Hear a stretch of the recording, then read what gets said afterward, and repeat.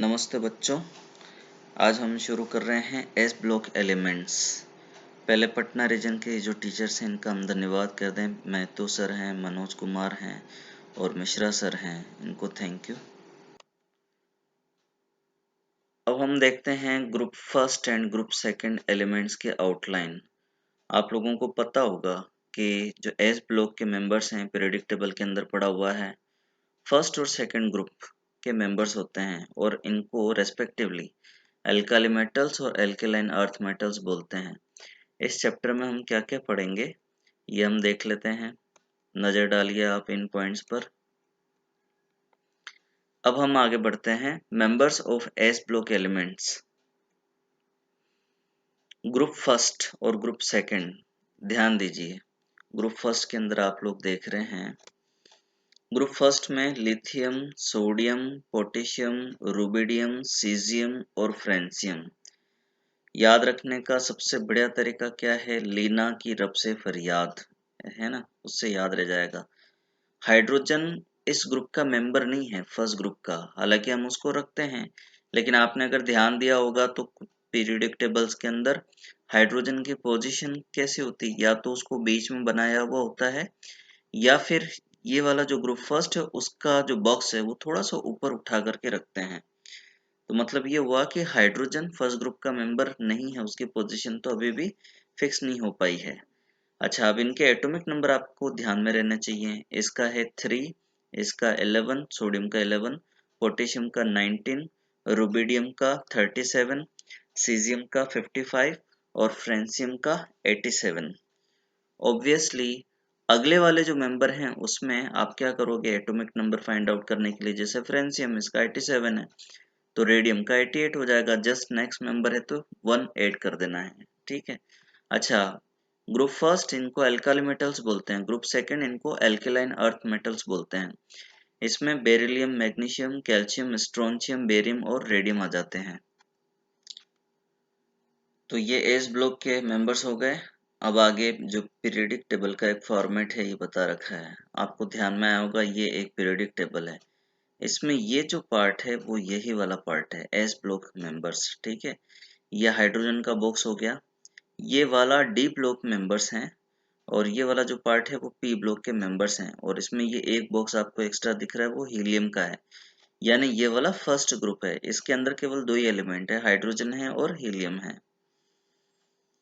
फिर ये शो कर रखा है इसमें ग्रुप 3 से ग्रुप 12, ये कौन सा वाला? ये वाला पार्ट है डी ब्लॉक के मेंबर्स। और ये ग्रुप 13 से 18 का पी ब्लॉक मेंबर्स हो गए। फिर हम आगे देखते हैं metallic character. Alkyl metals as well as alkaline earth metals, group first and second, have high tendency to lose electron to form positive ions. That is, lithium and beryllium have less tendency. देखो, आपको ये पता होना चाहिए कि जो element जितना easily electron remove करता है उसके अंदर मेटेलिक कैरेक्टर उतना ज्यादा होता है। अब ये लिथियम और बेरिलियम, इनके अंदर हालांकि ये भी मेटल्स हैं लेकिन इलेक्ट्रोपॉजिटिविटी वाला जो कैरेक्टर है वो कम है, या हम बोल सकते हैं इनके जो कंपाउंड्स बनते हैं ज्यादातर केस में ये या तो हम यूं कहते हैं कि पॉलरिटी उनके अंदर ज्यादा होती है या फिर वो कोवेलेंट कंपाउंड्स बनाते हैं। फिर पीरियोडिक टेबल में आप लोगों ने पढ़ा हुआ है कि मेटेलिक कैरेक्टर ऊपर से नीचे की तरफ मूव करते हैं तो इंक्रीज होता है। रीजन भी आपको पता है, साइज बड़ी होती है तो वैलेंस शेल के इलेक्ट्रॉन्स दूर होते जाते हैं तो इलेक्ट्रॉन को रिमूव करने के लिए एनर्जी की रिक्वायरमेंट कम होती जाती है या इलेक्ट्रॉन्स को रिमूव करना इजी होता चला जाता है। फिर हम आगे देखते हैं आयनिक रेडियाई। आप लोगों को ध्यान में रहना चाहिए ये सारी मेटल्स हैं तो इनके लिए जो आयनिक रेडियाई की हम बात करेंगे तो वो ऑब्वियसली केटायन के लिए होगी। और जब भी कोई एलिमेंट एटम से केटायन में कन्वर्ट होता है तो इलेक्ट्रॉन रिमूव होगा, ऑब्वियसली उसकी साइज डिक्रीज होगी। Alkali metal atoms or ions have the largest size in any period in the periodic table. In moving down the group, atom or ion becomes larger. अब इसमें metallic radii और ionic radii हम देख लें। देखिए group first के अंदर lithium की 152 पिकोमीटर, सोडियम 186, पोटेशियम, रुबिडियम, सीजियम नीचे कंटिन्यूसली बढ़ती जा रही है। ऐसा कैसा ग्रुप सेकंड में भी आप कंपैरिजन कीजिए, बेरिलियम 111, मैग्नीशियम 160, फिर 197, 215, 222, ऊपर से नीचे मूव कर रहे हैं, इंक्रीज होती जा रही है। एक चीज और आप देख रहे हो, इसके अंदर ग्रुप में पीरियड में लेफ्ट टू राइट मूव करते हैं तो कम हो रही है, यानी लिथियम की साइज ज्यादा है और बेरिलियम की कम है।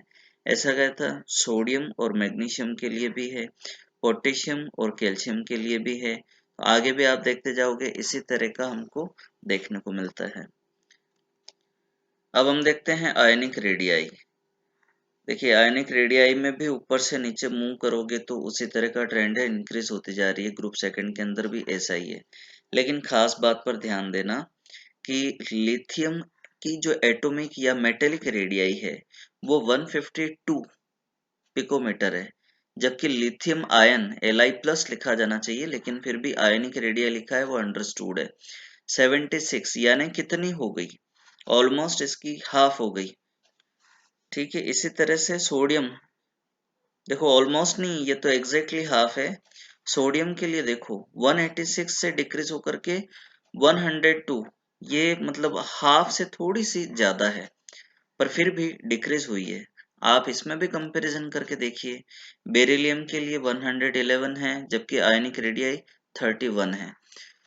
तो केटायन में कन्वर्ट होंगे तो कितना फर्क पड़ जाता है। अच्छा एक चीज और है, ये जो ग्रुप फर्स्ट के मेंबर्स हैं उनके अंदर जैसे आपको पता है लिथियम है उसका कॉन्फ़िगरेशन 2-1, सोडियम का है 2-8-1। तो सोडियम आयन में कन्वर्ट होगा तो एक इलेक्ट्रॉन रिमूव हो जाएगा, तो Na पॉजिटिव बनाएगा, तो लास्ट वाली शेल ही खत्म हो गई। इसका मतलब केवल 2 ही इसके अंदर शेल बची, ऑब्वियसली साइज काफी कम होगी। और इन जो एल्केलाइन अर्थ मेटल्स हैं इनके लिए तो आयोनिक रेडियाई अगर कंपैरिजन करें मेटेलिक रेडियाई से तो काफी कम हो जाती है। रीजन क्या है, क्योंकि इनमें 2 इलेक्ट्रॉन्स रिमूव करने पड़ेंगे तो साइज और ज्यादा श्रिंक हो जाती है। अब हम देखते हैं आयनाइजेशन एंथैल्पी। इलेक्ट्रॉन को रिमूव करने के लिए रिक्वायर्ड एनर्जी को ही हम आयनाइजेशन एंथैल्पी बोलते हैं। Ionisation enthalpy decreases down the group, ये हम पहले पढ़ चुके हैं, आपको ध्यान में आया होगा। रीजन क्या है, increasing size outweighs the increasing nuclear charge. Size बढ़ेगी तो साइज बढ़ने से क्या है, जो इलेक्ट्रॉन है वो दूर चले जाते हैं वैलेंस शेल वाले, तो उन पर न्यूक्लियर चार्ज कम लगता है। सेकंड इफेक्ट क्या है, स्क्रीनिंग इफेक्ट। इसको शील्डिंग इफेक्ट भी बोलते हैं, जो एटॉमिक स्ट्रक्चर वाले चैप्टर के अंदर हमने पढ़ा हुआ है। तो स्क्रीनिंग इफेक्ट, नीचे की तरफ मूव करोगे तो ये बढ़ता जाता है, उसी वजह से आयनाइजेशन एंथैल्पी डिक्रीज होती जाती है। आप ये कंपैरिजन कीजिए, लिथियम की सबसे ज्यादा है, उसके बाद में सोडियम, पोटेशियम, रुबिडियम, सीजियम तक डिक्रीज होती जा रही है। फ्रेंसियम रेडियो एक्टिव एलिमेंट है, रेडियम भी रेडियो एक्टिव एलिमेंट है, तो इनकी केमिस्ट्री की स्टडी कम करते हैं। ग्रुप सेकंड के अंदर भी आप कंपैरिजन कीजिए, ऊपर से नीचे की तरफ मूव कर रहे हैं तो आयनाइजेशन एंथैल्पी डिक्रीज होती जा रही, और इसी वजह से मेटेलिक कैरेक्टर या इलेक्ट्रोपॉजिटिविटी वाला कैरेक्टर है वो भी इंक्रीज होता जाता है। और आगे हम देखते हैं आयनाइजेशन एंथैल्पी ग्रुप फर्स्ट के एलिमेंट के लिए have generally low first ionization enthalpy as valence electrons is well shielded from the nucleus by inner shells। Last वाली से आपने इनका कॉन्फ़िगरेशन देखा है, ns1 कॉन्फ़िगरेशन होता है, यानी जो n-1 शेल है उसके इलेक्ट्रॉन्स और n-2 या जो भी हैं अंदर वाले इलेक्ट्रॉन्स की वजह से शील्डिंग हो जाती है, इन इलेक्ट्रॉन को रिमूव करना इजी हो जाता है। लेकिन फिर सेकंड इलेक्ट्रॉन निकालने के लिए बहुत ज्यादा एनर्जी की जरूरत होती है, क्योंकि एक इलेक्ट्रॉन के बाद में नोबेल गैस वाला कॉन्फ़िगरेशन इनको मिलता है। हम कंपैरिजन करें, ऑब्वियसली फर्स्ट के कंपैरिजन में सेकंड, सेकंड के कंपैरिजन में थर्ड, और थर्ड के कंपैरिजन में फोर्थ, आयनाइजेशन एंथैल्पीज की वैल्यू इंक्रीज होती जाती है। और ये सारे एलिमेंट्स के लिए है, बहुत सिंपल है। इलेक्ट्रॉन रिमूव करने के बाद में केटायन बनता है, तो केटायन में से इलेक्ट्रॉन को रिमूव करना और ज्यादा डिफिकल्ट होता है। तो आज हम इतना ही रहने देते हैं, आप लोग नोट्स बनाइए और मुझे भेजिए। थैंक